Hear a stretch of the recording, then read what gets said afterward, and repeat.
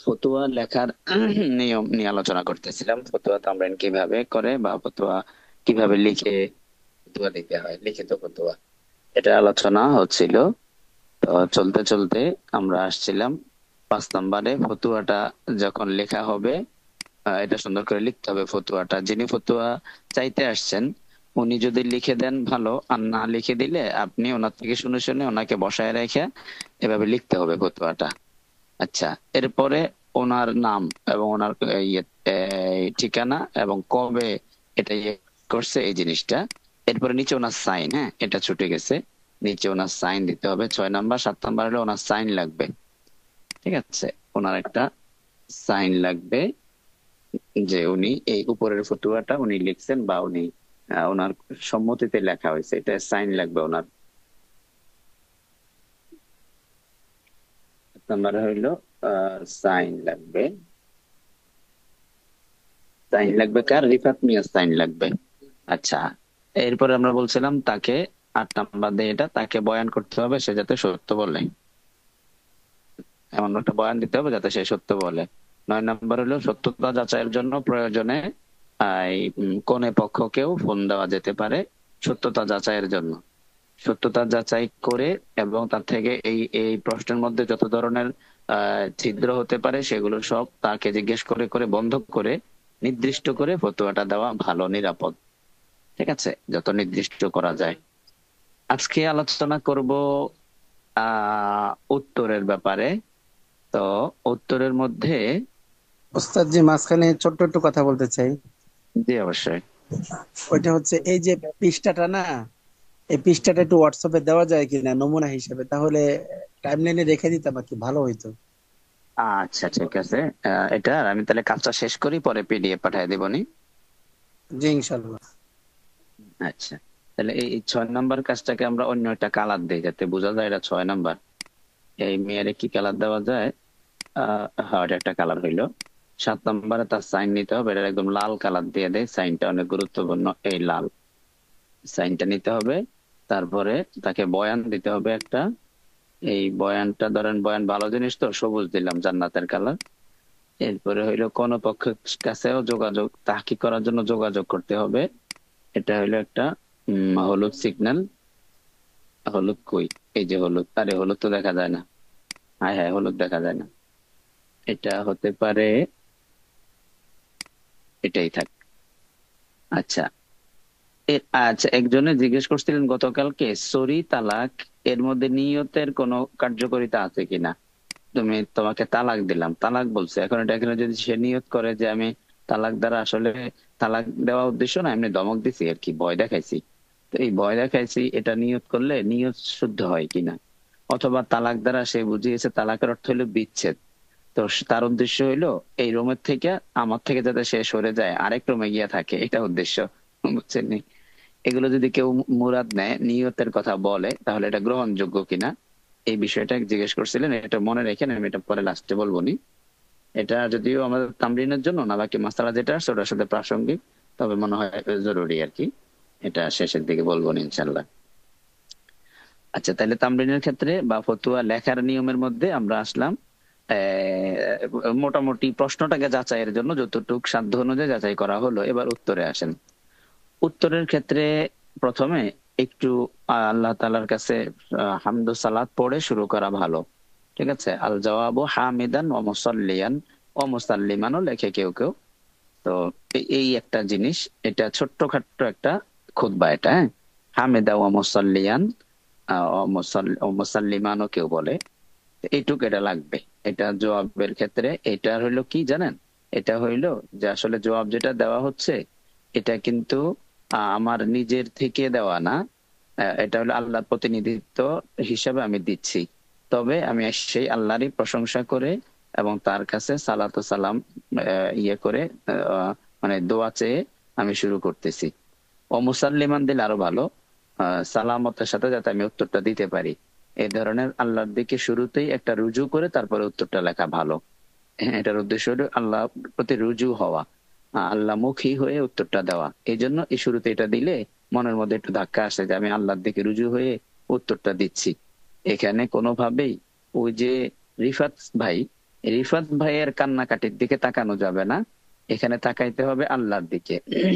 রিফাত ভাইয়ের কান্নাকাটি, তার অনুরোধ ইত্যাদি, এগুলো কোনোভাবেই মুফতি সাহেবের ব্রেনে বা মনে যাতে না ঢোকে। সে খালেস আল্লাহর হুকুমটাই বলবে আল্লাহর হয়ে। ঠিক আছে? তো তার কান্নাকাটি, আবদার, অভিনয় এগুলোও মানা যাবে না। আবার সে যদি কিছু পকেটে দিতে চায় তার মতো করে ফতুয়া দেওয়ার জন্য, তাহলে তো আরো আগে নেওয়া যাবে না। ঠিক আছে? তো এই জন্য এই এই হামিদা ওয়া মুসাল্লি ওয়া মুসাল্লিমা, আম্মা বাদ লাগবে না, আল জবাব হামিদান ওয়া মুসাল্লিয়ান এটুকু দিলেই হবে। শুধু এটা ব্রেনে আনার জন্য যে এই জবাবটা আমি আল্লাহর হয়ে দিচ্ছি। রিফাত ভাইয়ের কোনো কিছু আমার মাথায় নাই, ওনার অনুরোধ আবদার কান্নাকাটি কিছুই নাই। বুঝাইতে পারলাম? বুঝছেন নি? জি জি বুঝছি। হ্যাঁ, তো বুঝতে এটা পারছি। অত্যন্ত গুরুত্বপূর্ণ। এখানে আমি মানে পয়েন্টটা লিখলাম না যে এটা কেন, কেনটা মুখে বলে দিলাম আর কি। কেনটা এই জন্য যে উত্তর হবে সবসময় মুফতি সাহেব উত্তর দিবেন হইলো যেটা সঠিক উত্তর সেটা। এখন ওই যে সাইল যে যে ফতুয়া চাইতে আসছে রিফাত ভাই, সে কিন্তু অনেক সময় অনেক অনুরোধ করে, অবস্থা বলে, হালত বলে, এই সেই, দেখেন হুজুর কেমনে এটা একটু ঠিক করা যায়, বাঁচানো যায়, এই সেই। তো তার দিকে ঝুঁকে গেলে হবে না, হ্যাঁ, ঝুঁকে গেলে হবে না। ঝুঁকতে হবে একদম একদম এখানে স্ট্রেট আল্লাহর হুকুমটাই তাকে বলতে হবে। ঠিক আছে? এই আর কি বিষয়টা। তো এটাকে স্মরণ করায় দিবে আমাদের এই খুতবাটা, এটা অত্যন্ত গুরুত্বপূর্ণ। এটাকে আমরা দিতে পারি হইলো, এখানে তো নাম্বার দেওয়াই মুশকিল, এটা আরবি হওয়ার কারণে এই নাম্বারটা দেই, দেখি কোন দিক দেওয়া যায়। এটা হইলো 10 নাম্বার, গেছে হইলো ওই পাশ দিয়ে। আচ্ছা, এটারে এই পাশ দিয়ে দিতে গেলে এটারে এটা করতে হবে, করলে এটা সম্ভবত এই পাশেই থাকবে, দেখি কোন দিক দিয়ে পড়ে। 10, হ্যাঁ এই পাশে আছে। আহ যাক, ভালোই হইলো।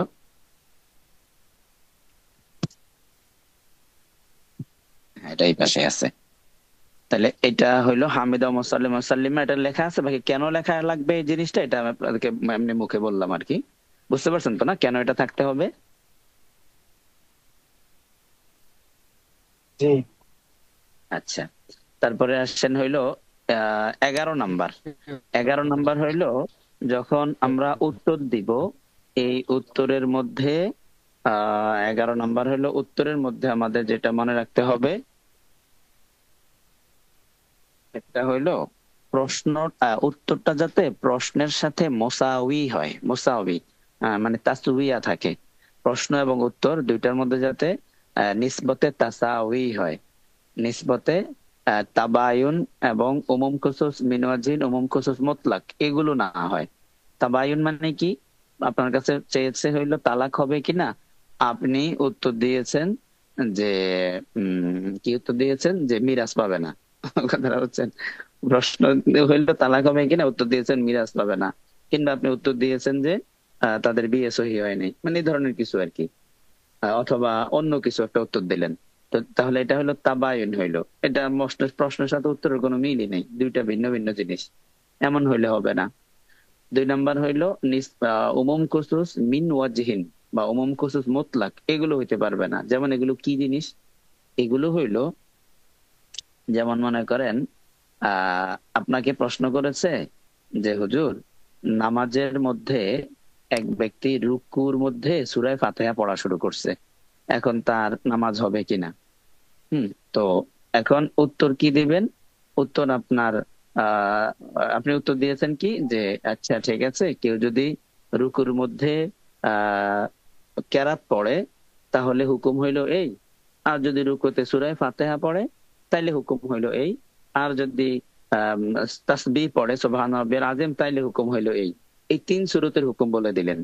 হ্যাঁ, তাসবিহ পড়লে এই হুকুম, কেরাত পড়লে এই হুকুম, ফাতিহা পড়লে এই হুকুম, তাশাহুদ পড়লে এই হুকুম, এরকম 4 রকমের 5 রকমের হুকুম দিয়ে দিলেন।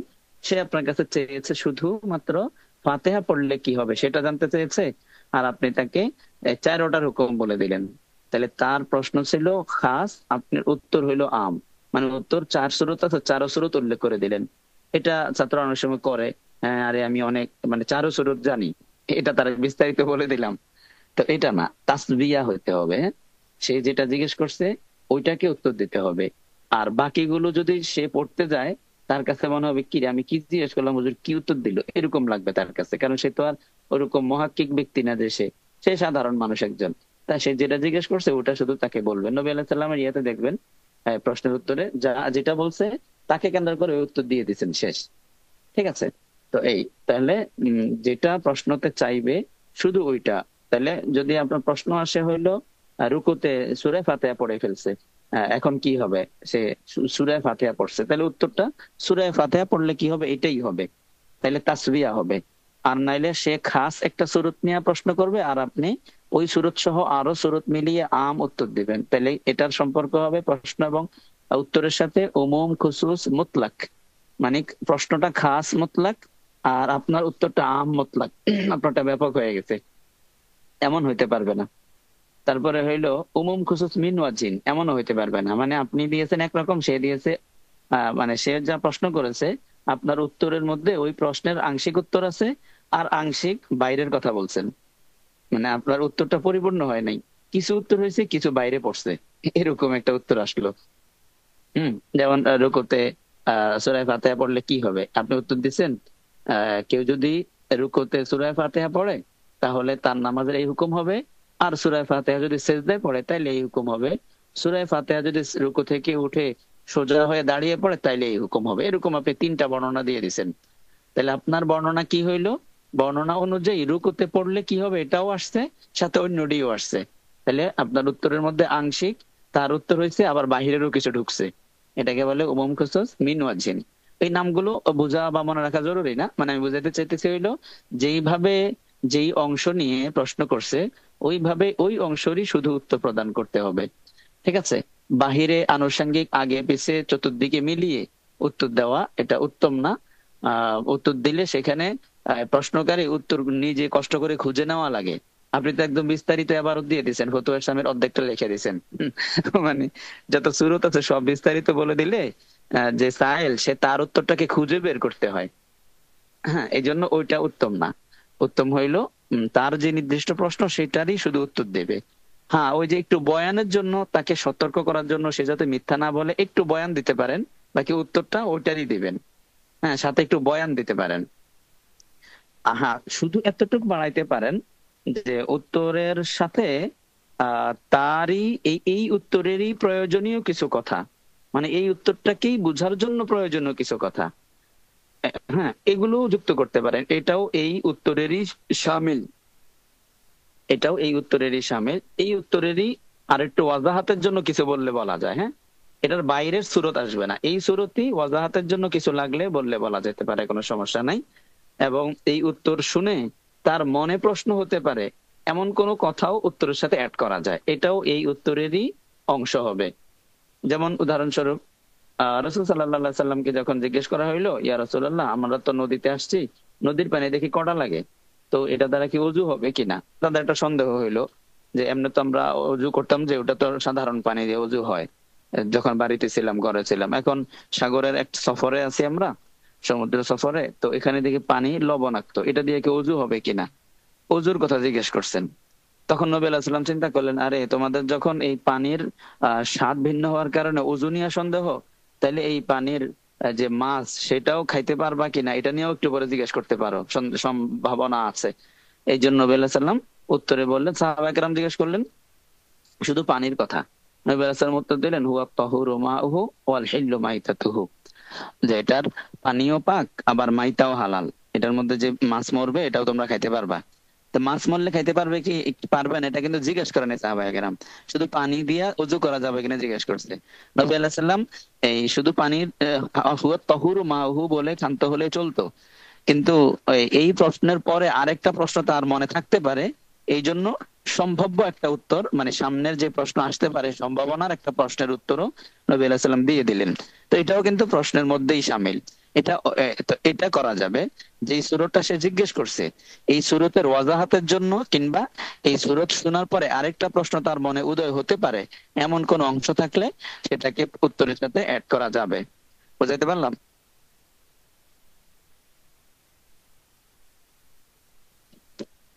বুঝছেন নি?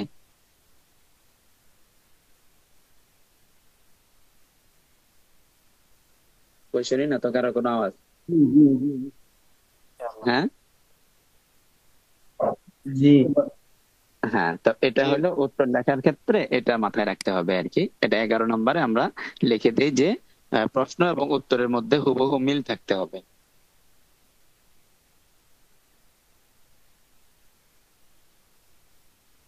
আহ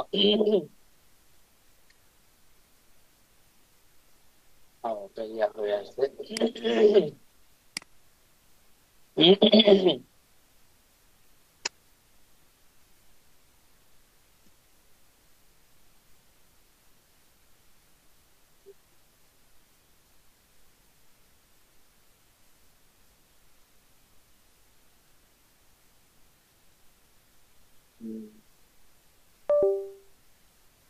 প্রশ্ন ও উত্তরে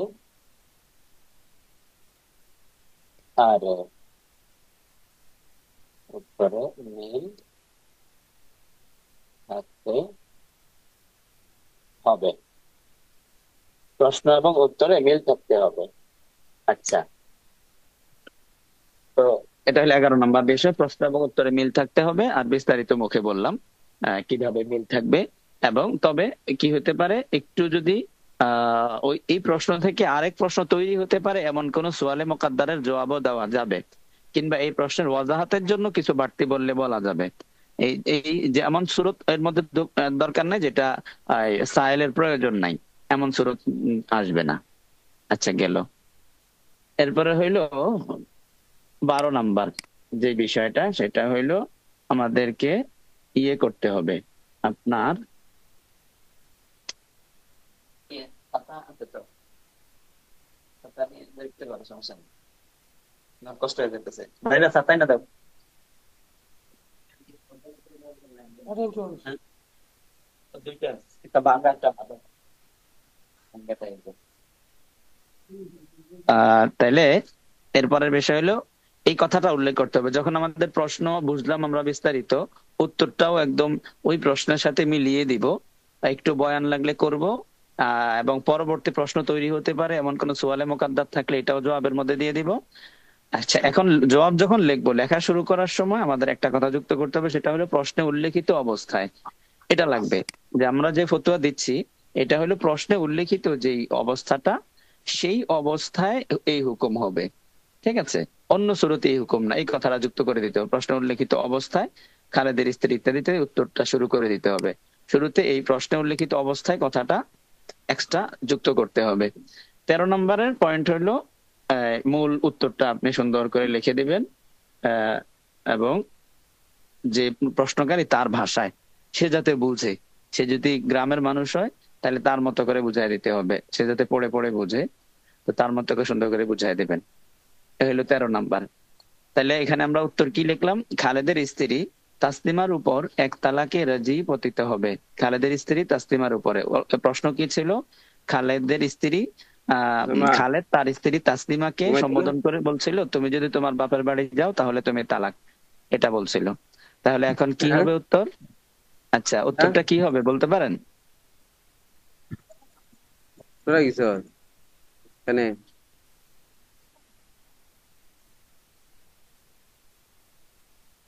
বলেন তো। এই যে প্রশ্নটা আবার দেখেন, প্রশ্নটা দেখেন।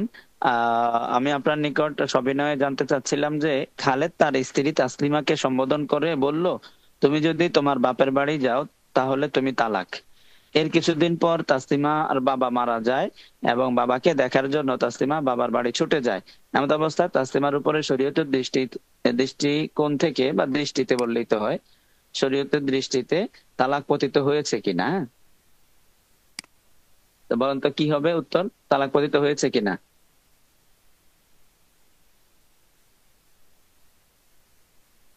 হ্যাঁ,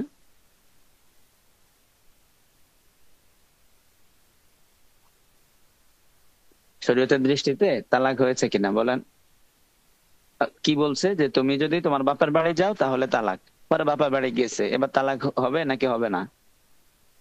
হবে। তালাক তো হবে। জি ওস্তাদ, জি। তালাক তারা হবে। 100% হবে।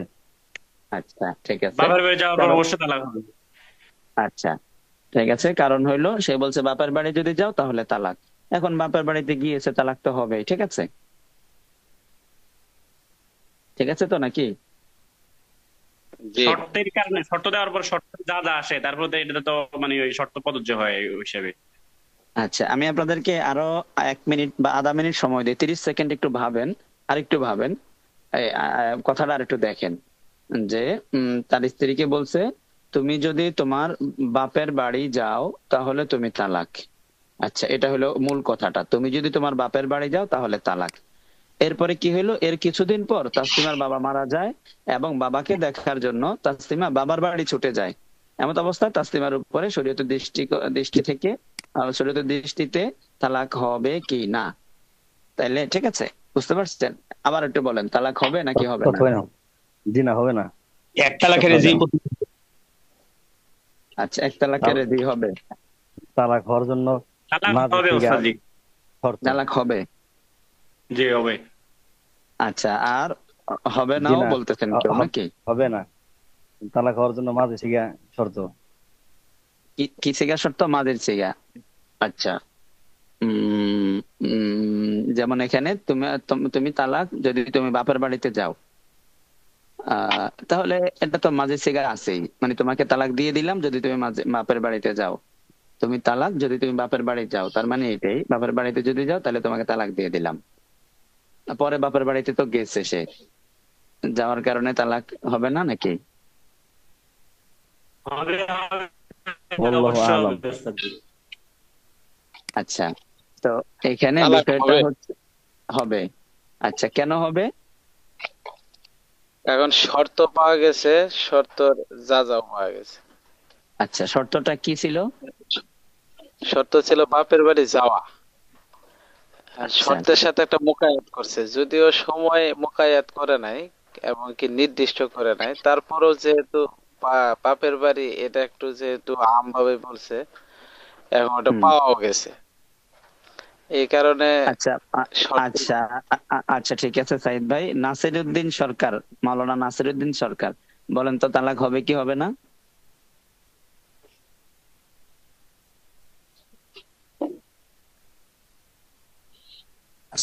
হুজুর তালাক হবে, যেহেতু শর্ত পাওয়া গেছে, যেটা শর্ত ছিল সে শর্ত তো পাওয়া গেছে, সেই ক্ষেত্রে তালাক হবে ইনশাল্লাহ। আচ্ছা, ওমর ফারুক ভাই বলেন তো, 66 নাম্বার। উস্তাদ জি, এখানে একটু ব্যাখ্যা বিশ্লেষণ আছে। আচ্ছা, বলেন। যদি বলে যে তালাক, তালাক দিমু যদি বলে তাহলে তালাক হবে না। আর যদি বলে যদি যাও তুমি তালাক, তোমার তালাক দিয়ে দিলাম, যদি এরকম বলে তাহলে তালাক হবে। আচ্ছা, তো এখানে বলছে হলো যদি তুমি যাও তাহলে তালাক, তাহলে তালাক এটা তো সে সুরত বলে দিছে। জি জি। তালাক দিব বা ওই সুরতটা তো রয় না, এটা কেমন জানো, শুধু রুকুর মধ্যে ফাতেহা পড়ছে, তখন কি হবে এটা জানতে চাইছে। হুম।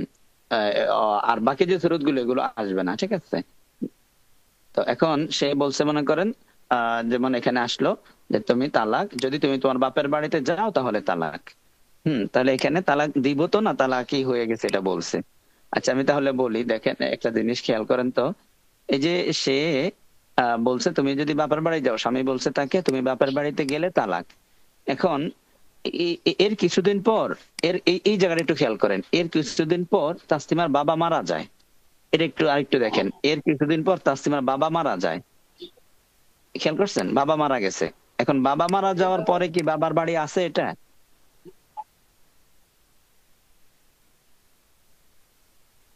হ্যাঁ, মারা যাওয়ার পরও কি তার বাড়ি রয়েছে নাকি? না, এটা তার মালিকানা থেকে ছুটে গেছে? তার মালিকানা থেকে ছুটে গেছে। হ্যাঁ, তাহলে এর কিছুদিন পর, মালিকানা ছুটে গেছে। হ্যাঁ, এর কিছুদিন পর বাবা মারা যায় এবং বাবাকে দেখার জন্য তাসলিমা বাবার বাড়ি ছুটে যায়। তো যখন গেছে তখন তার বাবার বাড়ি নাই। এটা কেমন যেন আপনার, এটা কেমন যেন আপনার, সে যখন গেছে তখন তো বাবার মালিকানা নাই। বাবা যদি এই বাড়িটা বিক্রি করে দিত আর সে যদি তারপরে যাইতো, এটা যেমন বাবার বাড়ি হইতো না, তেমন এখন বিক্রি করলে যেমন নিজের মালিকানা থেকে ছুটে যায়, নিজে মরে গেলেও তেমন নিজের মালিকানা থেকে ছুটে যায়। তাহলে বাবার বাড়িতে যায় নাই, বাবার মালিকানা থেকে তো এটা ছুটেই গেছে, এখন তার বাবার বাড়ি না। এই জন্য ওস্তাদ জি, এখানে তো কি কয় যে আমরা জানি দেখি যে মরার পরেও যে বলে যে বাপের বাড়ি যাবে, কিন্তু বাপ নাই, কিন্তু তারপরেও যে পরে বলে যে বাপের বাড়ি যাবে। তো বাপের বাড়ি বলতে তো ওটাই বোঝানো হয়। আচ্ছা, তো বাপের বাড়ি এটার একটা হাকিকি মানা আছে, একটা মাজাজি মানা আছে। হ্যাঁ, বাপের বাড়ির হাকিকি মানা হইলো যেটা তার মালিকানায় আছে, আর বাপের বাড়ির মাজাজি মানা হইলো যেটা তার মালিকানা ছিল। যেমন চেয়ারম্যান সাহেব মনে করেন, তো রানিং যে চেয়ারম্যান এটা হলো আসলেও চেয়ারম্যান, হাকিকি চেয়ারম্যান সাহেব। কিন্তু দেখবেন গ্রামে তাকে চেয়ারম্যান সাহেব বলে, অথচ সে ওই বিগত 15 বছর আগে চেয়ারম্যান ছিল, ওই কোন এক পিরিয়ডের চেয়ারম্যান হয়েছিল, এখনো তারা চেয়ারম্যান সাহেব বলে।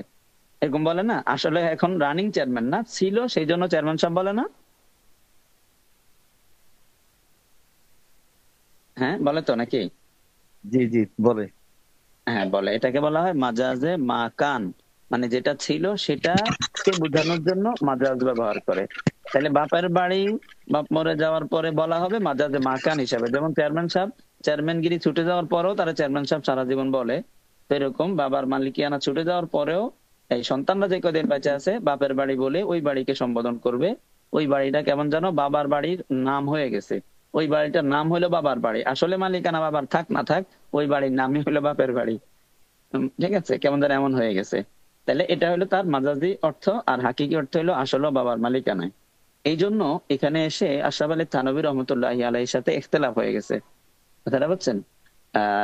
ইমদাদুল ফতুয়ার সাথে অন্যান্য ফতুয়ার কিতাবের ইখতিলাফ হয়েছে। আশরাফ আলী থানভী রহমতুল্লাহ আলাইহির ফতুয়া আর অন্যদের ফতুয়া ভিন্ন হয়ে গেছে। তো এক দলের ফতুয়া হইলো যে না, আসলে এটা তো বাবার বাড়ি, সবাই তো সমাজে এটাকে বাবার বাড়ি বলতে বুঝে। হ্যাঁ, আর থানভী রহমতুল্লাহের কথা হইলো না, এখানে তো সম্ভবত জফর আহমদ উসমানীর সাথে নাকি ইখতিলাফটা, এটা আমাদের ইসের মধ্যে আছে যে সহজ শরীফিকের ভূমিকাতে, ভূমিকাতে এটার হাওয়ালা সহ দেওয়া আছে। আচ্ছা যাই হোক, ওটা তো মূল উদ্দেশ্য না, এমনি দেখানোর উদ্দেশ্য আর কি, যে ইখতিলাফ আছে এখানে। হ্যাঁ, ওটা নিয়ে ফতুয়ার ইখতিলাফ হয়ে গেছে, ভিন্নতা এসে গেছে। যে বাপের বাড়ি বলতে যেহেতু মাজাজি বাপের বাড়ি আছে, হাকিকিও আছে, সুতরাং স্বামীর সুযোগ আছে এখানে নিয়তের, নিয়ত করতে পারে সে। সে যদি বলে যে আমি বাপের বাড়ি বলতে তোমার মালিকানার বাড়ি বুঝাইছি, তাহলে এই নিয়ত সহি হবে। সুতরাং এই স্ত্রী যদি বাপ মরার পরে যায় তাহলে তালাক হবে না।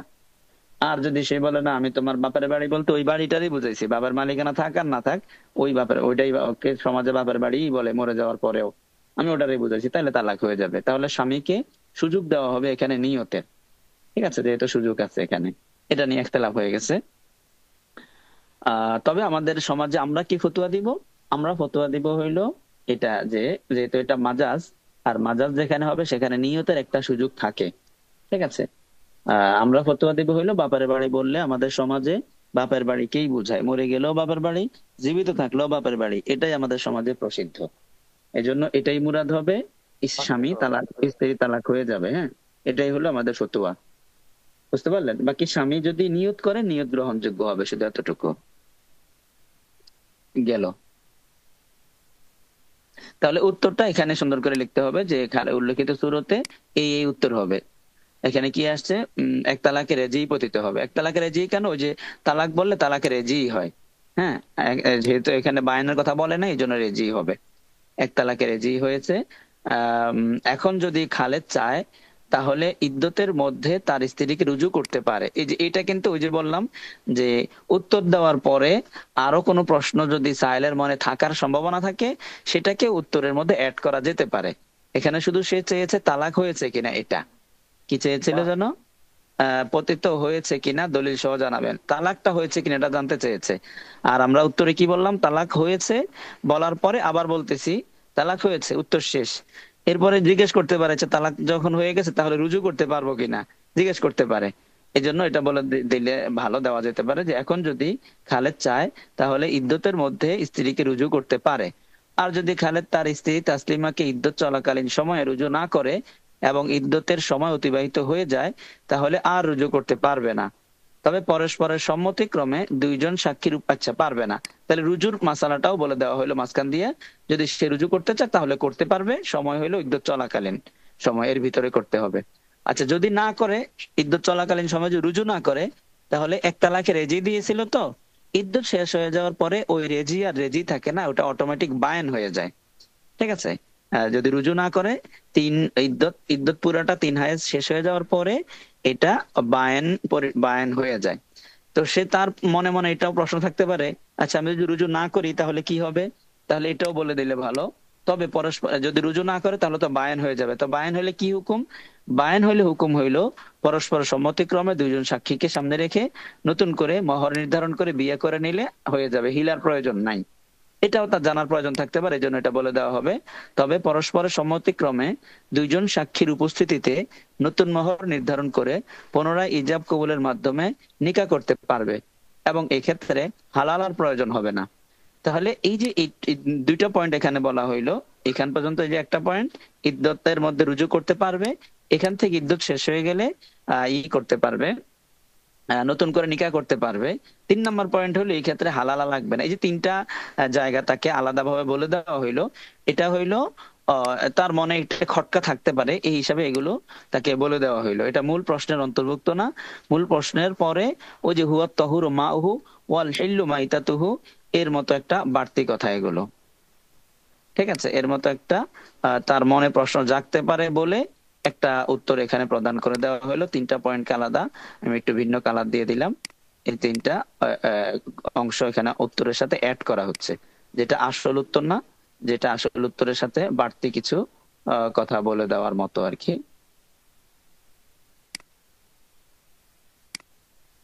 আচ্ছা, কই হলো না তো, এটা গেল। হ্যাঁ,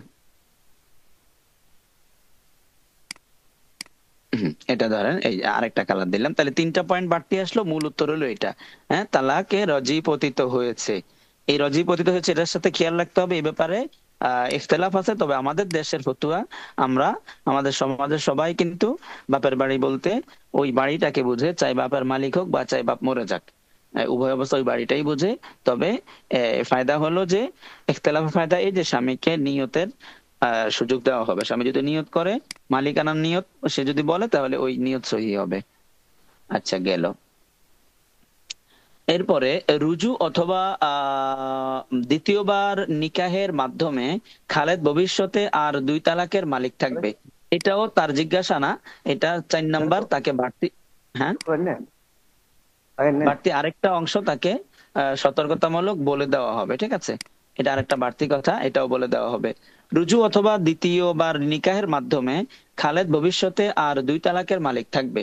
তাই ভবিষ্যতে খালেদের জন্য তালাকের ব্যাপারে সতর্ক থাকা চাই। মানে যদি সে রুজু করে নিয়ে আসে, তাহলে 1 তালাক তো দিল, রুজু করে আনার কারণে, আনার পরে আর 2 তালাকের মালিক থাকবে। অথবা দ্বিতীয়বার যদি নিকাহ করে আনে, তাহলে খালাদ 1 তালাক তো আগে দিয়েছে, এখন 2 তালাকের মালিক থাকবে। সুতরাং এখন তালাকের ব্যাপারে সতর্ক থাকতে হবে। 2টা দিলেই কিন্তু মোগাল্লাজা হয়ে যাবে, হালালার প্রয়োজন হয়ে যাবে। এটা আরেকটা বাড়তি কথা। তাহলে 4টা বাড়তি অংশ হইলো, এটা আমি আলাদা আলাদা রাখি। এই 4টা হইলো বাড়তি অংশ, উত্তরের থেকে বাড়তি, এগুলো চাইলে দেওয়া যাবে। এই যে এগুলো হইলো বাড়তি অংশ, এই 4টা, এটি চাইলে দেওয়া যাবে। তো গেল আমাদের উত্তরের অংশটা। এরপরে আসে আমরা আল আদিল্লাতু শরিয়া। তো আদিল্লাহ শরিয়া মানে হাওলা তো দিতে হবে। এই হাওলার ক্ষেত্রে আল আদিল্লাতু শরিয়া একটা এরকম দিয়ে দিলেন। দিয়ে এবার যেগুলো যেগুলো হাওলা, এগুলো এমনি আমি এখানে দিলাম আর কি। মনে করেন কোরআনে যদি কোনো আয়াতকে দলিল হিসাবে যেখানে দিতে চান, দেওয়ার প্রয়োজন হবে, কোনো আয়াত দলিল থাকবে সেখানে এইভাবে যা আফিল কোরআনিল কারিম, আয়াত নাম্বার এত, সূরা নাম্বার এত দিয়ে দিলেন। এটা এমনি এখানে দেওয়া আর কি, দিয়ে দিলেন। আত্তালাকু মাররাতান ফাইমসাকুম বিমারুফিন আও তাসরিহুম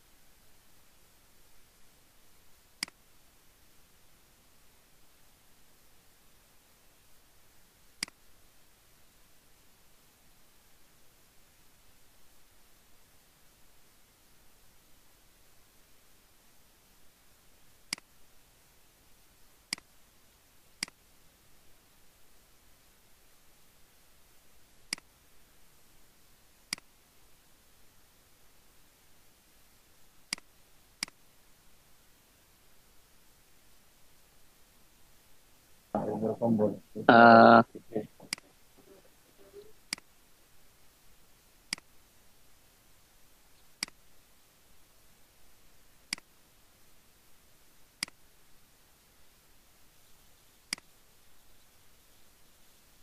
হ্যাঁ, আমাদের আলোচনা প্রায় শেষ। দলিলের এখানে এসে এইভাবে কোরআনের যে আয়াত আয়াত নাম্বার এবং সূরা নাম্বার এটা যুক্ত করে দিলেই হবে। এরপর আয়াতটা দিলেন। আর যদি ফতুয়ার কিতাব থেকে আসে বা আমাদের কোন ফতুয়ার কিতাব, ফিকহি কিতাব, তাহলে এইভাবে ওয়াজা আফিল হিদায়া আল আউয়ালাইন, মনে করেন হিদায়া আউয়ালাইনের মধ্যে কোনো আপনার দলিলটা আছে, কাউলু আনতি তালিকুল মুতাল্লাকাতুন, যেই দলিলটা থাকবে সেই দলিলটা দিয়ে দিবেন এখানে। এরপর ওয়াজা আফিল হিন্দি, আরেকটা দলিল দিতে চান ফতুয়া হিন্দিয়া, মানে ফতুয়ায়ে আলমগীর, এটাকে হিন্দিয়া বলে। ওয়াজা আফিল হিন্দিয়া আল ফাসলুল আউয়াল ফিত তালাকি সরি ওয়া হুয়া কা আনতি তালিকুন মুতাল্লাকাতুন ইত্যাদি ইত্যাদি, এইভাবে দিয়া এইগুলো দিবেন। এরপরে যা আসবে সিরিয়ালে, এটা 1 2 দিতে পারেন, এটা 1, এটা 2, এটা 3, এইভাবে দেওয়া যেতে পারে। এভাবে দিয়া বাস হাওলাগুলো দিলেন। হাওলাগুলো দেওয়ার পরে আর তেমন কিছু কাজ নাই। হাওলাগুলোর কোনো ব্যাখ্যা বিশ্লেষণের দরকার নাই, কোনো তর্জমা অর্থেরও দরকার নাই, শুধু এটা দিয়ে রেখে দিলেন। এবং হাওলার ক্ষেত্রে মনে রাখতেন যেই যতটুক অংশদার আপনার মাস্তা সাব্যস্ত হবে ততটুকু অংশ এখানে উঠিয়ে দিলেন, বাস শেষ কথা।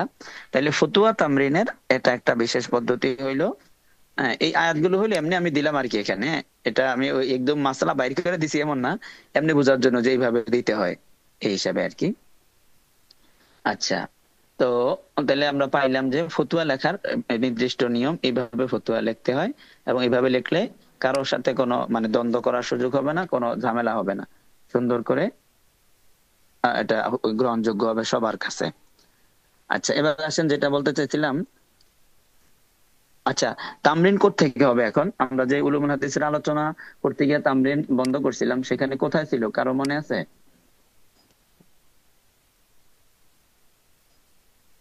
হ্যাঁ, তামরিন কোন কোন জায়গা থেকে শুরু হবে বলেন তো কেউ? কোথায় শেষ করছিলাম, কোথা থেকে শুরু হবে এখন?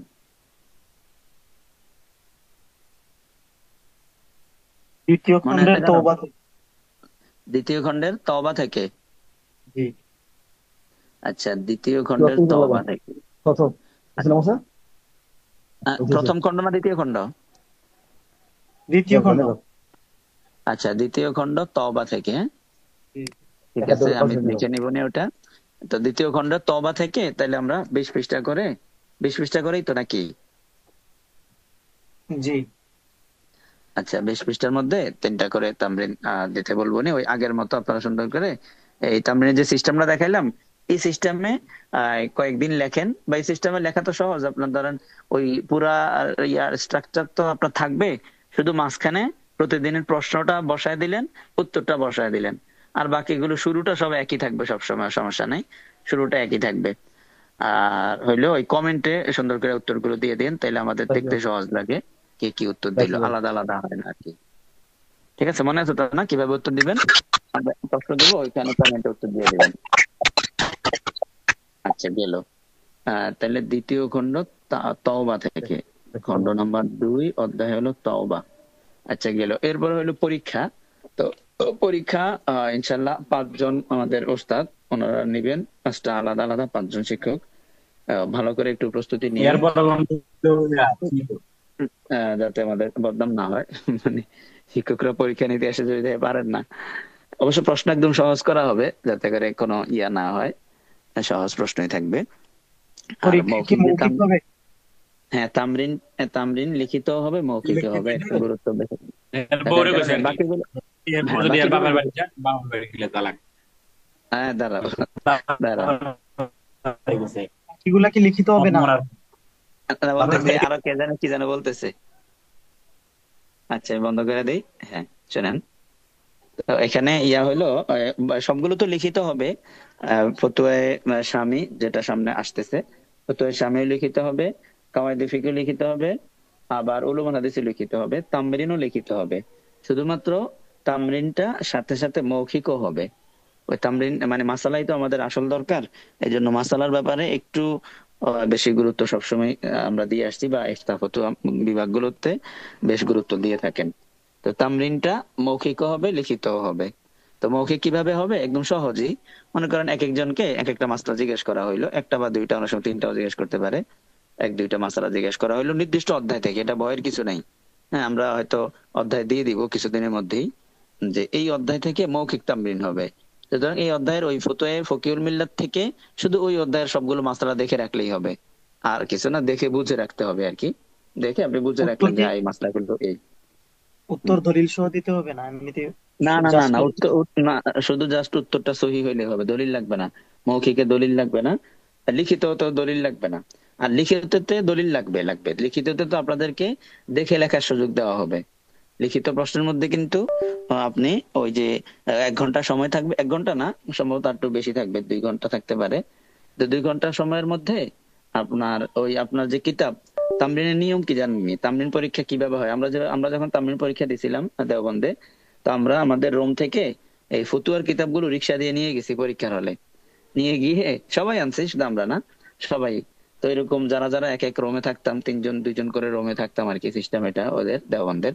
তো আমরা 3 জনে মিলে 3 পিস, মানে 3 3 জনে মিলে রিক্সা দিয়ে প্রত্যেকটা এক সেট করে নিয়ে গেছি। তো স্বামী এক সেট, আলমগিরি এক সেট, বাদায় সোনায় এক সেট, এইভাবে বাহারুরা এক সেট। তো ওইখানে যেগুলো আর কি তামরিন করতে হতো, এক সেট নিয়ে গেছি। তো নিয়ে গিয়ে ওখানে ওই তামরিনের সময় কোনো ইয়া থাকে না, মানে কোনো সিট নাম্বার এগুলো কিছু নাই। তামরিনের সময় এমন এমন তামরিন দিবে, এডি আপনি 2.5 ঘন্টাও বই থেকে খুঁজে পাবেন না। বুঝছেন কথাটা? বই দিয়ে দিবে সাথে, বই সবার সাথে সাথে থাকবে, তামরিন দেওয়া হবে, সবাই বইয়ের থেকে খুঁজে বাইর করো। পরীক্ষায় এটা যে সে 2 ঘন্টার মধ্যে মাস্টারটা খুঁজে পাইলো কিনা, এটাই হলো ইন্টারভিউ, এটাই হলো পরীক্ষা, যে খুঁজে পাইছে কিনা। ঠিক আছে? তো বই সাথে দিয়ে দেওয়া হবে। তো ফতোয়া ফকিহুল মিল্লাত তো সবার কাছে পিডিএফ আছে, তো ওখান থেকে দেখে দেখে দিবেন। তো লিখিত পরীক্ষার মধ্যে হাওলা দিবেন, যেহেতু দেখে দেখে পরীক্ষা, ওখান থেকে হাওলা উঠাই দিবেন আর কি। হাওলা ভয়েস, আরবি টাইপের ভয়েসও হাওলা উঠানো যায়, কোনো সমস্যা নেই। বাকি মৌখিকে হাওলা লাগবে না, মৌখিক তো আপনি দেখতে পারতেছেন না, সরাসরি কথা বলতে হবে উস্তাদের সাথে। তো সেখানে আর ইয়া দেখার হাওলা লাগবে না, শুধু মাসালাটা সঠিক হইলেই হবে। ঠিক আছে? তো তামরিন পরীক্ষা সহজ, অনেক মজারও দেখবেন। নির্দিষ্ট অধ্যায় দিয়ে দিলে এটা ব্যাপার না, সহজই হয়। 20 তারিখ ইনশাল্লাহ পরীক্ষা হবে, 20 থেকে 5 দিন আর কি, 20 তারিখ থেকে 20 21 22 23 24। আর হইলো আপনার ওই যে আরেকজন ভাই বলছিলেন যে সরি তালাক, এটার মধ্যে নিয়তের এতেবার আছে কিনা, এটা বলে আজকে ক্লাস শেষ করব। সরি তালাকের মধ্যে নিয়তের এতেবার আছে কিনা, স্বাভাবিকভাবে আমরা সবাই জানি সরি তালাকে নিয়তের কোনো এতেবার নাই। কেউ যদি বলে তোমাকে তালাক দিলাম, তাহলে তালাকই হয়ে যায়। স্বামী যদি বলে আমি তোমাকে তালাক দিলাম বলে আসলে তালাক নিয়ত করি নাই, আমি রাগের মাথায় বলছি, অথবা আমি তালাক দিলাম বলে ধমক দিছি, অথবা তালাক দিলাম বলে আমি তোমাকে আমার থেকে বিচ্ছিন্ন আলাদা আরেক রুমে থাকো বুঝাইছি, এই হাবিজাবি এগুলো নিয়ত করলে কি নিয়ত সহি হয়? কি বলেন আপনারা? জি না, হয় না। যে মুখে যেটা হ্যাঁ বলবে সেটাই ধর্তব্য। হ্যাঁ হ্যাঁ মুখে যেটা বলবে সেটাই ধর্তব্য। হ্যাঁ হ্যাঁ, মুখে যেটা বলবো সেটাই ধর্তব্য, যেহেতু এখানে সরি শব্দ আসছে। এটাই হলো আমাদের স্বাভাবিক বুঝ। হ্যাঁ, এখানে একটা জিনিস শুধু একটু মনে রাখতে হবে, সেটা হলো, আচ্ছা আপনাদেরকে আমরা এটা আগে বলছিলাম কিনা যে তালাক তো হাদিসে আসছে হাজলুহুন্না জিদ্দুন জিদ্দুহুন্না জিদ্দুন, ঠাট্টা করে বললেও তালাক হয়ে যায়, দুষ্টুমি করে বললেও তালাক হয়, আসলে তালাক দিলেও তালাক হয়ে যায়। এটা আগে আলোচনা হয়েছিল। তাহলে এখন যদি ওই যে এটার মাসলা আসতে হয় কিনা, অভিনয়ের কথা কি আসছিল, অভিনয়ের মাসলা? জি আসছিল। জি আচ্ছা হ্যাঁ, তো হ্যাঁ, কেউ যদি তালাকের অভিনয় করে, মানে কেউ না, মানে বাস্তবে স্বামী এবং স্ত্রী, তারা যদি কোনো শুট করে কোনো ফিল্মে অথবা কোনো নাটকের মানে অভিনয় শুট করতে গিয়ে, যারা বাস্তবে স্বামী স্ত্রী, এখন এমন একটা অভিনয় তাদের করতে হচ্ছে, সেটা হলো তালাকের অভিনয়। তো স্বামী তার স্ত্রীকে বলল আমি তোমাকে 3 তালাক দিলাম। হ্যাঁ, এটা বাস্তব স্বামী স্ত্রী বলতেছে, কিন্তু অভিনয় করতেছে। তো এখন কি ওই অভিনয় করতে গিয়ে তালাক হয়ে যাবে কিনা? হাদিসে তো আসছে হাজলুহুন্না জিদ্দুন ও জিদ্দুহুন্না জিদ্দুন, ইচ্ছাকৃত দিলেও তালাক হয়, অনিচ্ছায় দিলেও তালাক হয়, এটা তো হাদিসে আসছে। এখন অভিনয় করলে তালাক হয়ে যাবে কিনা, এটার মাসলা গেছিল না? তাহলে এটা কি মাসলা গেছে বলেন তো, তালাক হবে নাকি হবে না অভিনয় করার সময়? হাদিসের ভাষ্য অনুযায়ী তো দেখা যায় তালাক হওয়ার কথা। হ্যাঁ, হাদিসের ভাষ্য অনুযায়ী তালাক হওয়ার কথা, জি। আবার একটু বললে ভালো হয়। আচ্ছা আবার একটু বলতেছি, ফকিহুল মিল্লাত 2 নম্বর খণ্ড 237 থেকে শুরু হবে। ঠিক আছে, জাযাকাল্লাহ। আচ্ছা, মাসলাটা হইলো, ঘটনাটা হইলো একজন স্বামী এবং স্ত্রী। স্বামীর নাম হইলো মনে করেন এই রাসেল, স্ত্রীর নাম হইলো আপনার মনে করেন মারিয়া। মেধা, হ্যাঁ, কি নাম? মেধা? শাহিদা, শাহিদা। শাহিদা, শাহিদা, আচ্ছা, শাহিদা। তো রাসেল স্বামী স্বামী আর শাহিদা হলো স্ত্রী বাস্তবেই। এখন রাসেল এবং শাহিদা তারা দুইজনেই নাটক করে। তো কোনো একজন কি যেন বলে এটাকে, পরিচালক, সে তাদের দুইজনকেই হায়ার করে নিয়ে গেছে একটা ফিল্ম তৈরি করবে। তো ফিল্মে কি নাটক, কি অভিনয় করতে হবে? অভিনয় করতে হবে এই যে রাসেল একটা স্বামী সাজবে আর শাহিদা স্ত্রী সাজবে। রাসেল রাশেদ রাসেল রাগ হয়ে শাহিদাকে 3 তালাক দিয়ে দিবে, এরকম একটা নাটক করতে হবে। এখন এই নাটকটা রাসেল শাহিদার সাথে করছে ক্যামেরার সামনে। এমত অবস্থা যে তারা বাস্তবে স্বামী স্ত্রী, এমত মানে অবস্থা যে তারা বাস্তবে স্বামী স্ত্রী। এখন এই রাসেল যে অভিনয় করে স্ত্রীকে তালাক দিল, এতে তালাক হবে কিনা?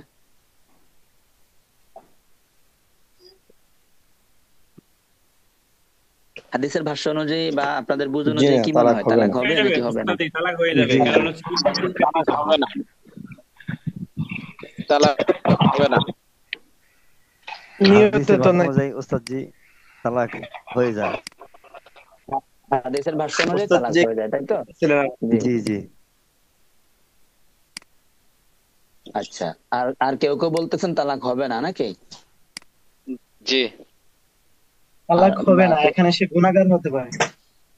আচ্ছা, তালাক হবে না, গুনাহগার হতে পারে। হাদিসে তো বলছে তালাক হয়ে যাবে, হাজলুহুন্না জিদ্দুন জিদ্দুহুন্না জিদ্দুন।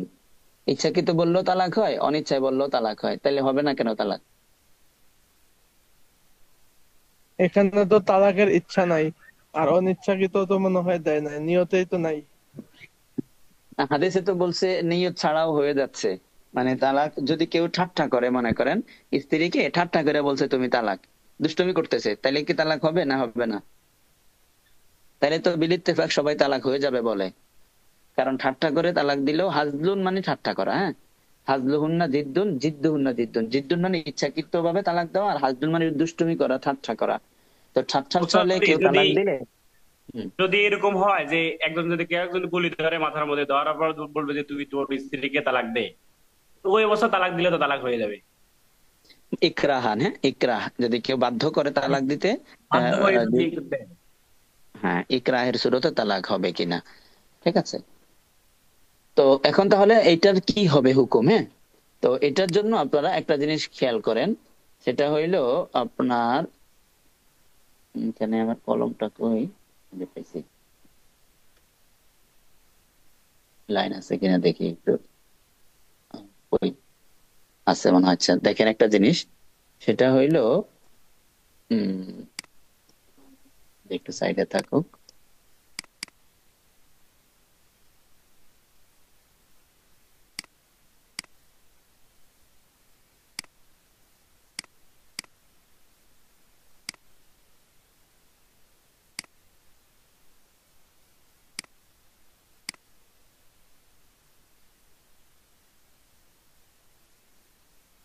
এটা তো লাইন দেওয়া নাই, দেখা যায়, কারণ লাইনটা দেখেছি।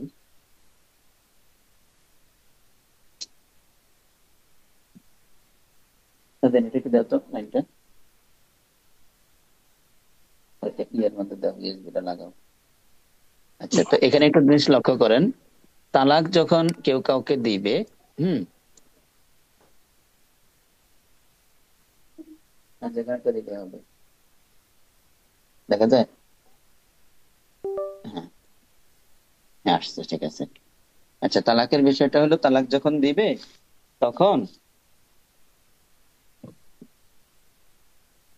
সে কয়েক ভাবে তালাক দিতে পারে। একটা হইলো আহ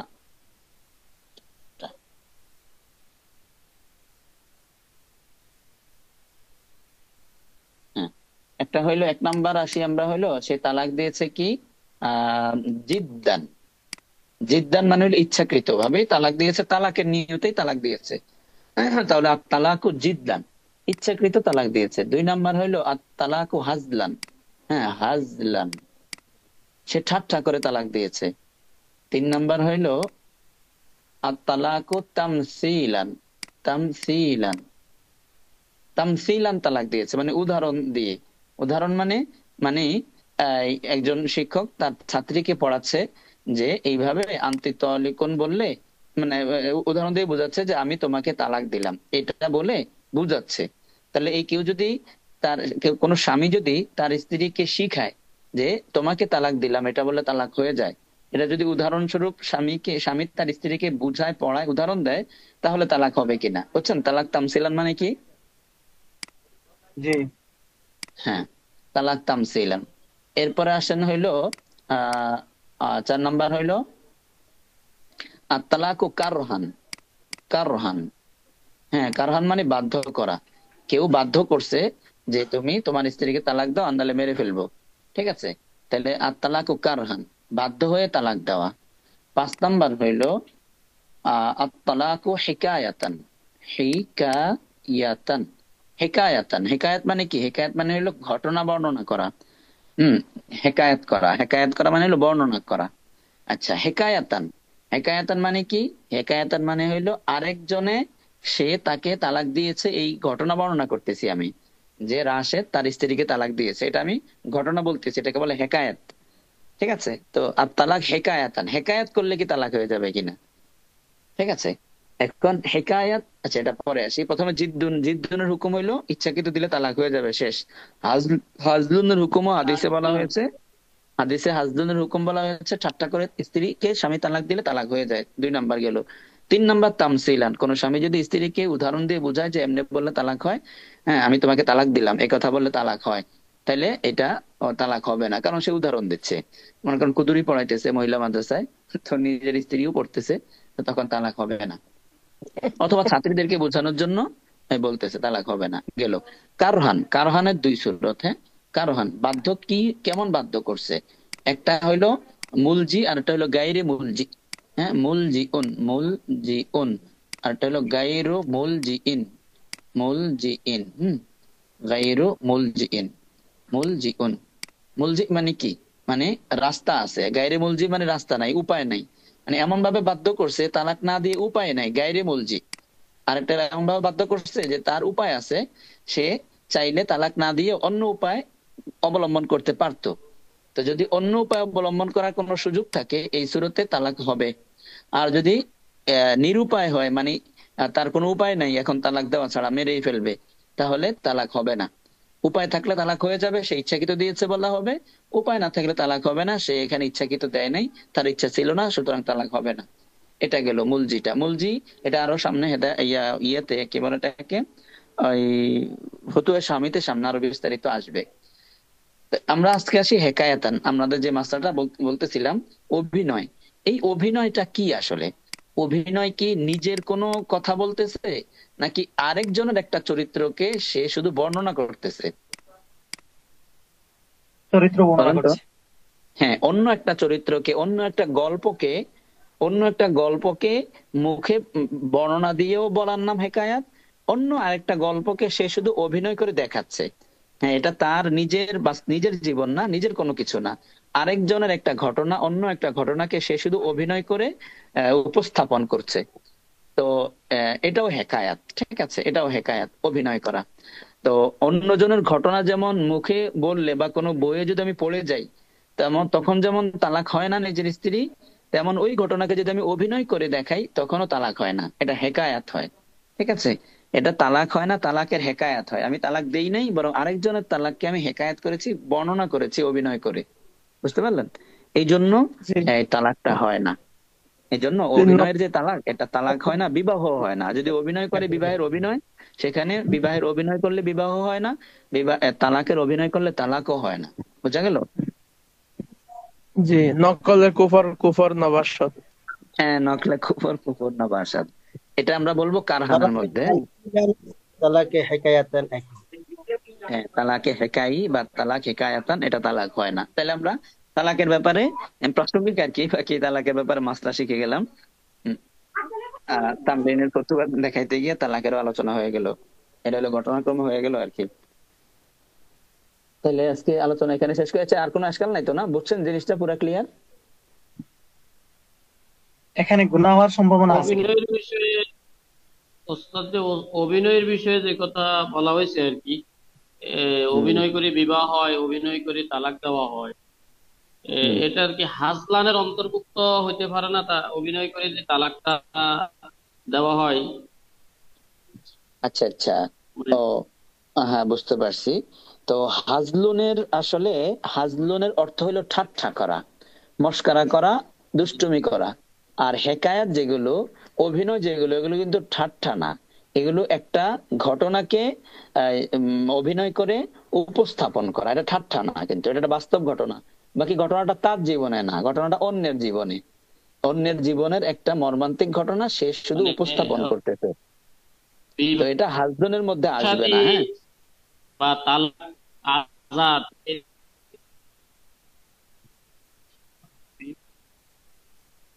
আমরা যে একটা কথা শুনি, তিনটা জিনিস আছে, সালাসাতুন জিদ্দুহুন্না জিদ্দুন, হাজলুহুন্না জিদ্দুন: বিবাহ, শাদী, তালাক বা গোলাম আজাদ। তো এটার আওতায় তো অভিনয়। হ্যাঁ, বুঝতে পারছি। তো এটার হঠাৎ আওতায় করে অভিনয়, শুনতে পাইতেছি। অভিনয়টা আসলে, জি হ্যাঁ জি, অভিনয়টা হাজলুন না। অভিনয়টা হইলো হেকায়াত, মানে অভিনয় যেটা, এটা কিন্তু দুষ্টুমি না। অভিনয়ের মাধ্যমে যদিও এনজয় করে যারা শ্রোতা এবং দর্শক, এরা এনজয় করে, এরা মানে এনজয় করে, ঠিক আছে, কিন্তু যারা অভিনয় করতেছে তারা ঠাট্টা করতেছে না। মানে কিছু অভিনয় আছে ঠাট্টা করতেছে, অভিনয়টাই ঠাট্টার অভিনয়। আরেকটা হইলো অভিনয়টা বাস্তবে একটা ঘটনার উপস্থাপন। তো বাস্তব একটা ঘটনার উপস্থাপন তো আর কোনো ঠাট্টা না, বরং এটা বাস্তবতা বুঝাচ্ছে। ওই বাস্তবতার থেকে অনেকে কান্দে, অনেকে হাসে, মানে বাস্তবতা যেমন হয়। তাহলে মোট কথা হলো হাজলুন হলো ঠাট্টা করা, শুধু ওইখানে তালাক হবেন, মানে তালাক হয়ে যাবে, ঠাট্টাটা এটা ঠাট্টার জিনিস না, এই জন্য। আর হেকায়াত তো হইলো ঘটে গেছে আরেকজনের জীবনে, আমি শুধু বর্ণনা না করতেছি, এই বর্ণনা করা তো আর দোষ না, এই আর কি বিষয়টা। তো এটা মাথায় রাখতে হবে যে হাজলুন আলাদা জিনিস, হেকায়াত আলাদা জিনিস, কারহান আলাদা ওস্তাদ জি, জিনিস, এই তামসিল যে আলাদা। জি। অভিনয় যেটা আপনার সিনেমার মধ্যে, সেখানে তো কারো বাস্তবে জীবনের ঘটা ঘটনার সাথে সম্পৃক্ততা নয়, এটা এমনি কেউ হয়তো লেখছে, একটা অভিনয় করছে, করে লেখছে, ঘটনা বানাইছে হ্যাঁ এটা তো হ্যাঁ, আর বানাইছে, কিন্তু হেকায়াত না। ঠাট্টার, ঠাট্টার কি কোনো অংশ কিভাবে আছে? হইল? হয়তো ঘটনাটা কাল্পনিক অথবা ঘটনাটা বাস্তব, বাকি বাকি সর্বাবস্থা একটা ঘটনারই বর্ণনা হয়। কিন্তু ঠাট্টার কি কিছু আছে এখানে? ঘটনা ধরেন মিথ্যা বানানো, তাইলে কি ঠাট্টা হবে? বানানো কোনো ঘটনা হইলো? ঠাট্টা তো আর না, এমন একটা ঘটনা যেটা কান্দন আসে সবার, তো ঠাট্টা তো আর হইলো না, তাই না? ঘটনাটা ঠিক আছে, সত্য অসত্য দুইটাই হতে পারে, কাল্পনিক ঘটনা হতে পারে, বাস্তব হতে পারে, সেটা বড় কথা না, কিন্তু ঠাট্টার বিষয় তো আর থাকে না, নাকি নাসির ভাই? তো এটা আমাদের একটা মানে হাজলুন থেকে ব্যাপক মনে হয় যে হাজলুন সবই মনে হয়, যেটা মিথ্যা সবই হাজলুন। তো মিথ্যা হইলে হাজলুন হবে, এটা না, মিথ্যা একটা হেকায়াত হইতে পারে। যাই হোক, এটা আপনার ওই যে একদম সহজে যদি খুঁজতে চান তাহলে ফতোয়ায়ে ফকিহুল মিল্লাত যেটা আপনাদেরকে দিয়েছি, সেটার মধ্যেই তালাকের অংশে দেখেন এই অংশটা আছে। আর ফতোয়ায়ে স্বামীতেও এটা বিস্তারিত আলোচনা আছে, হ্যাঁ, স্বামীতেও আছে, আবার ইসেও আপনার ফতোয়ায়ে ফকিহুল মিল্লাতেও, আমাদের বাংলা যেটা, এটাতেও আছে। দেখেন তালাকের অধ্যায় খুঁজলে হয়তো পেয়ে যাবেন ওখানে, যে ওই অভিনয়ের শুরুতে তালাক হয় কি হয় না। আচ্ছা, তাহলে এটা হইলো। তো আজকে এই পর্যন্তই। ইনশাল্লাহ কালকে থেকে ফতোয়া স্বামী সুলাইমান সাহুজুর আলোচনা শুরু করবেন ইনশাল্লাহ। ফতোয়া স্বামীটা খুব মনোযোগ দিয়া ধরেন এবং এটা নোট করার চেষ্টা করেন। ইফতা বিভাগে সব থেকে কঠিন কিতাব হইলো ফতোয়া স্বামী, কথাটা বুঝছেন? সব থেকে কঠিন কিতাব হইলো, বা শুধু ইফতা বিভাগে না, ফতুয়ার মধ্যেই, ফতুয়ার কিতাবের মধ্যে ফতোয়া স্বামী হইলো সব থেকে বেশি কঠিন, যার কারণে এটা দর্শে পড়ানো হয়। কিন্তু খুব সুন্দর এমন না, কিন্তু খুব সুন্দর ফতুয়া আলমগীরি আরো বেশি সুন্দর, মাসালা এবং তামরিনের জন্য। হ্যাঁ, মানে সহজের জন্য ফতোয়া আলমগীরই ভালো, কিন্তু ফতোয়া স্বামীটা হলো একটু জটিল, এখান থেকে বুঝতে পারলে এখান থেকে হাওলা দেওয়াটা কঠিন, মাসলা বুঝা ওখান থেকে বের করাটা একটু কঠিন, এই জন্য এটা দর্শে পড়ায় একটু নমুনা দেখানো হয় যে এটা এইভাবে এভাবে বুঝতে হয়। তো ফতোয়া স্বামী পারা বুঝা মানে হইলো আপনি ইফতা বিভাগে 1 নাম্বার, এটা স্বাভাবিকভাবে সবাই বুঝে চিন্তা করে আর কি। তো ফতোয়া স্বামীর ক্লাসটা খুবই গুরুত্বের সাথে করেন, নোট করেন, লাগলে নিজের কিতাবে বসে বসে তর্জমা লিখে রাখবেন যতটুকু পড়ানো হয়। ওস্তাদ, যে ঠিক আছে যেই তাহলে। কিতাব, যে পিডিএফটা দিয়ে আমাদেরকে দর্স নেওয়া হবে, ওই পিডিএফটা দিলে ভালো হবে। আচ্ছা, ওই পিডিএফটা আমরা ইয়াতে থাকতে, মাসনা থাকতে আমরা সলে আল ফারফুরের নুসখাটা আমরা স্ক্যান করছিলাম নিজেরা মেশিন কিনে। ওইটা খুঁজতেছি অনেকদিন ধরে, কারো কাছেই পাইতেছি না, আমার কাছেও নাই, সাথীদেরকে ফোন দিলাম, ওদের কারো কাছেও নাই। ওটা আরেকটু খুঁজি। সলে আল ফারফুর এর নুসখা, যেটা ফতোয়া শামী বাজারে 19 খন্ডে আসছে। সলে আল ফারফুর এর নুসখা, ফতোয়া শামী নুসখার নাম হলো সলে আল ফারফুর। আপনারাও দেখেন এটা কোনোভাবে নামানো যায় কিনা। ইয়ার নাম হইলো, যিনি তাহকিক করছেন তার নাম হইলো সলেহ ফারফুর, ওনার নাম। ওনার নুসখাটা বাজারে সব থেকে দামি, 18 না 19 খন্ডে, দামও অনেক বেশি। আর অন্যান্য গুলো তো 12 খন্ডে 13 খন্ডে। তো এটার দাম একটু বেশি, ওটা কিনাটা খুব অনেক টাকা খরচ হবে, 9,000 টাকা নিবে। এমনি ফতোয়া শামী কিন্তু 6,000 5,500 টাকায় পাওয়া যায়, কিন্তু ওটা 9,000 টাকা নেয়। ইতিমধ্যে কোনো কপি বের হয়েছে কিনা জানি না, আসলটা যেটা বাইরতের ওটা 9,000 টাকা নিছিল, আমরা কিনছিলাম মাসনায়। পরে আমরা ওটা থেকে নিজেরা মেশিন দিয়ে স্ক্যান করছিলাম, ওই স্ক্যান করা পিডিএফটা খুঁজে পাইতেছি না।